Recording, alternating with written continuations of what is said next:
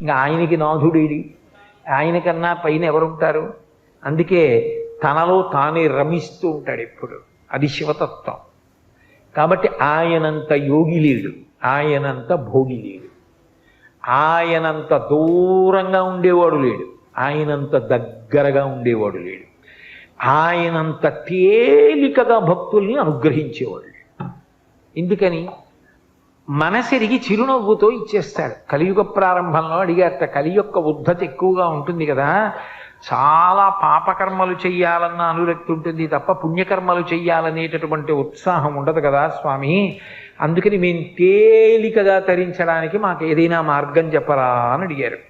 అడిగితే ఆయన అన్నాడు, మీకు అందరికీ మోక్షం కావాలని కదా తాపత్రయం, సరే నేను ఒక మాట చెప్తాను చెయ్యండి అన్నాడు. దర్శనాత్ అభ్రతసి, చిదంబరంలో ఎలా దర్శనం చేయాలో అలా చేయండి, మోక్షం ఇచ్చేస్తాను.